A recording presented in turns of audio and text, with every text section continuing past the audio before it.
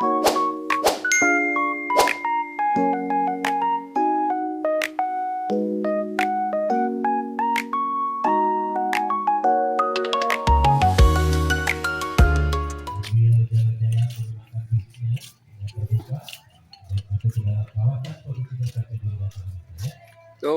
main itu bisa. Ayo. Ayo.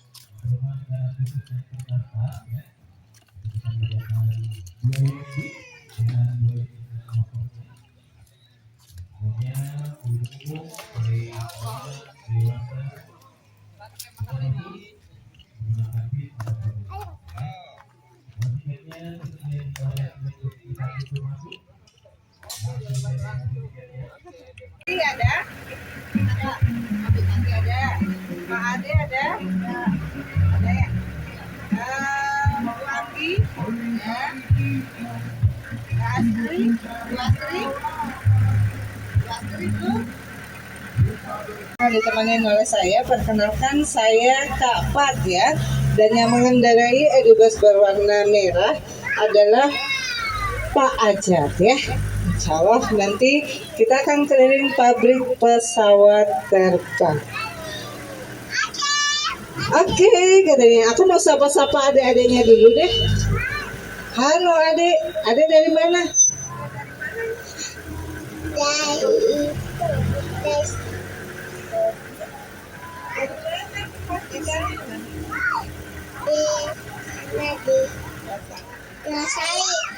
Pulau Sari itu di Bandung, Bu.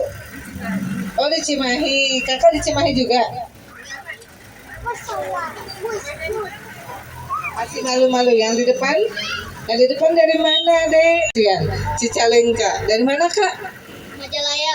Majalaya. Kakak adik juga? Oke, yang di sini dari mana? Cimahi.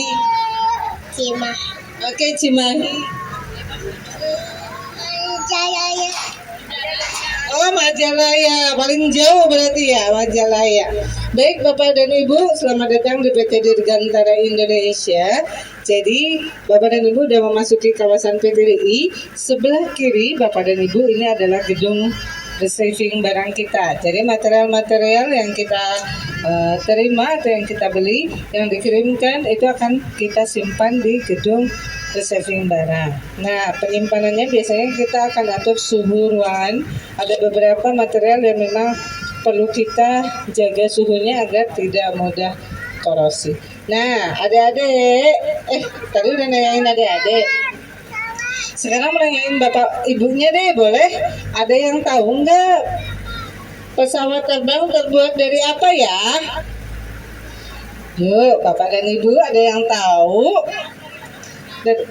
Dari besi. Kalau dari besi nggak bisa terbang karena berat, terus dia mudah korosi. Bahannya ringan, nggak mudah korosi, warna putih. Nah, ciri-cirinya ada yang tahu? Terbuat dari aluminium alloy ya. Kalau ibu-ibu biasanya tahu aluminium foil buat ngebungkus makanan.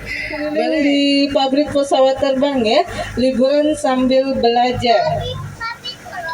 Ya, nanti kita akan lihat bagaimana yang dihasilkan produksi itu dibentuk menjadi bodi pesawat terbang.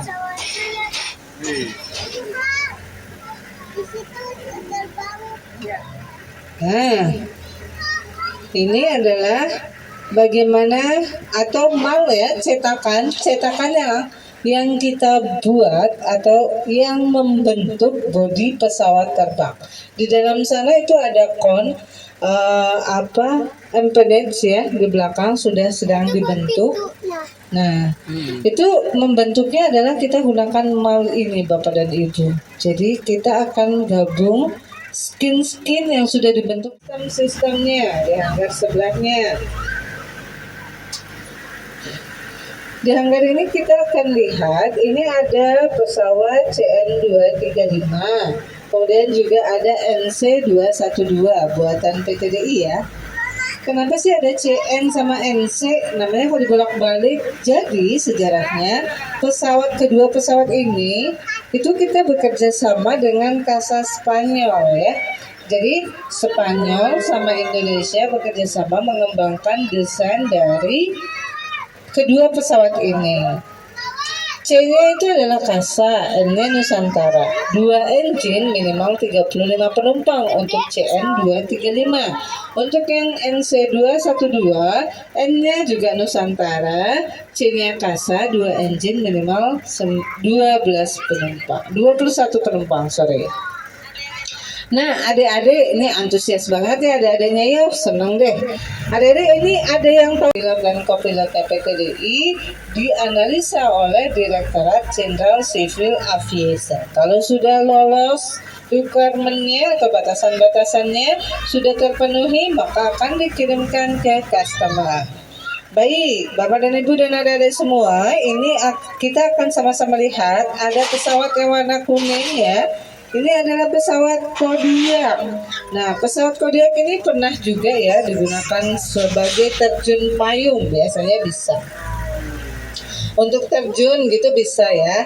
Nah, tapi kalau untuk di PTDI dia berguna untuk chaser atau teman yang mendampingi pesawat dari N219 terbang melakukan pengujian terbang. Mau tanya?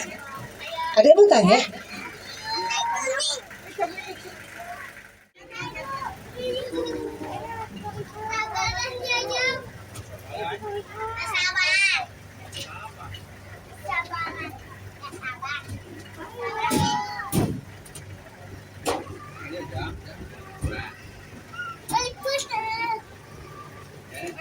Tolong.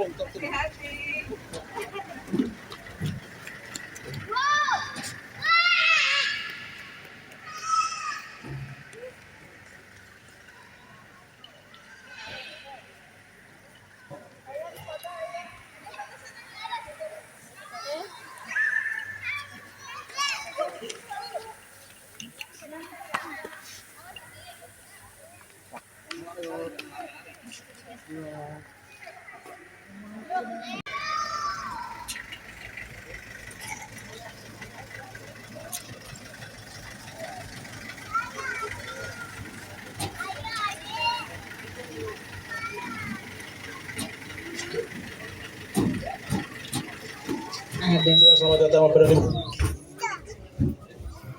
Bentar deh. Tunggu deh.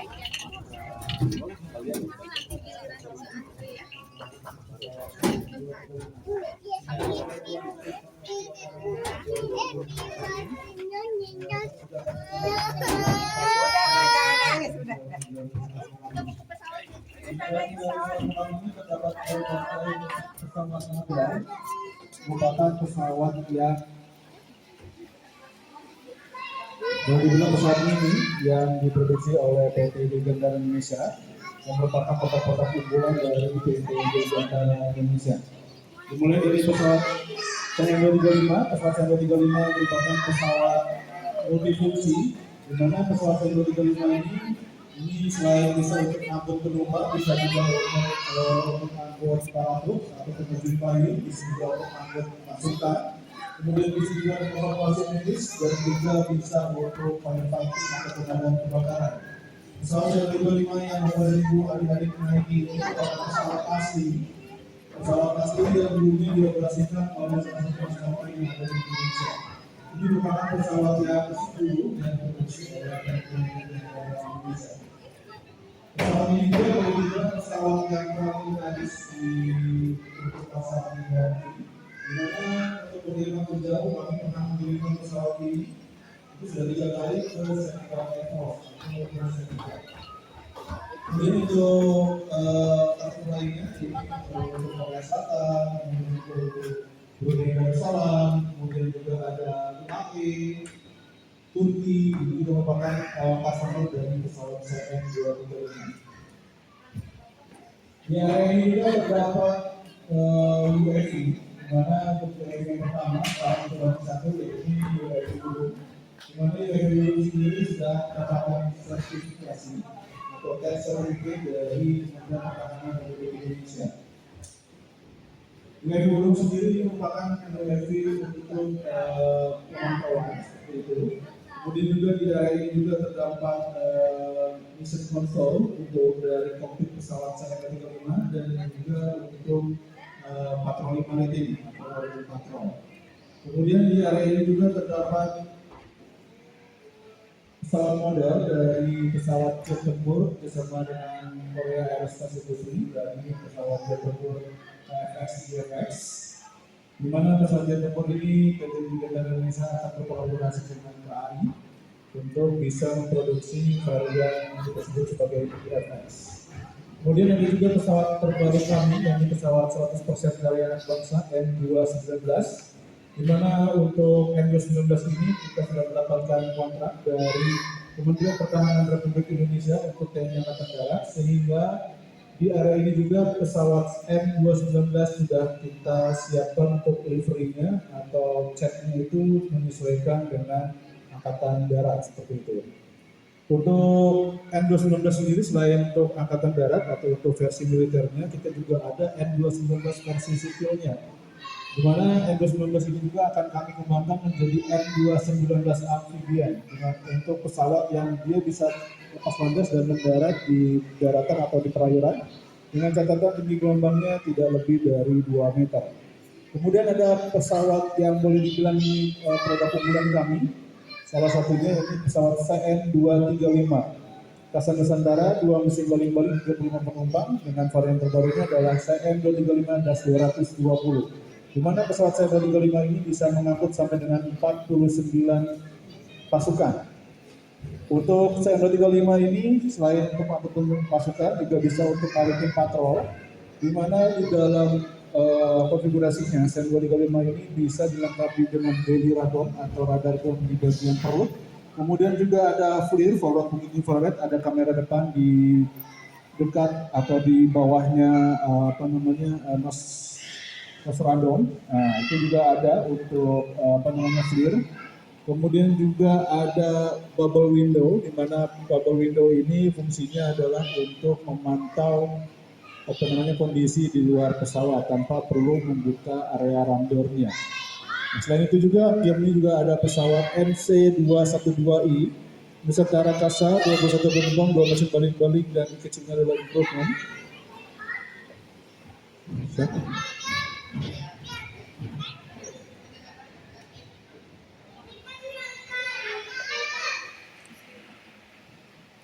Ya, untuk N219 ini juga ini sudah kita persiapkan untuk N219 amphibian.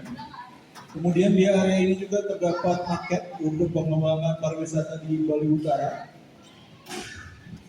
di mana di Bali Utara itu tepatnya di Bandara Las Vegas ini kami akan persiapkan untuk pusat N219 pusat pengembangan N219 di wilayah Indonesia Tengah dan Indonesia bagian Timur.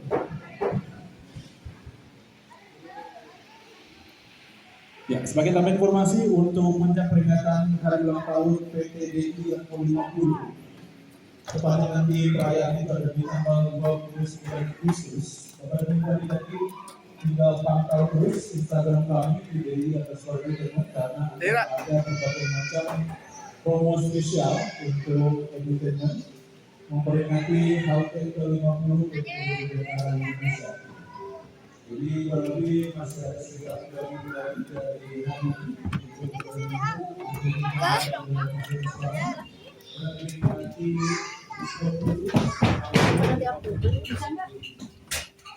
Ya udah naik nak gitu. Foto.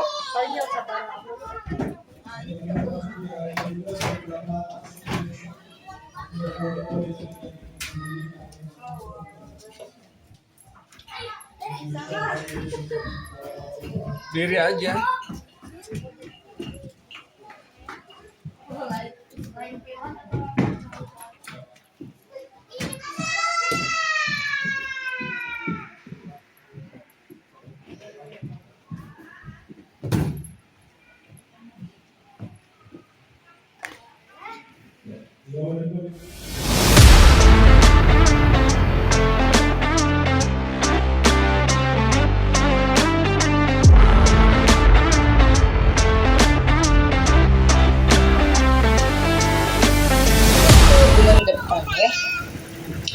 Kalau misalkan mau padel, PT DI juga punya lapangan padel ya. Di seberang DI Edutainment itu ada lapangan padel. Di seberangnya juga ada car wash ya. Silakan kalau mau mencuci mobilnya juga bisa di sana. Apa sih spesialnya? Spesialnya adalah car wash kita menggunakan robotik ya. Jadi ibu tinggal duduk santai di dalam, jalan akan dicuci mobilnya. Tiket sudah include dengan panahan, silakan dilanjutkan ya, belajar panahan di DI Edutainment. Baik Bapak dan Ibu, berakhir juga perjalanan kita selama hampir kurang lebih 1 jam ya. Terima kasih sudah berkunjung di DI Edutainment. Mohon maaf apabila ada salah-salah kata.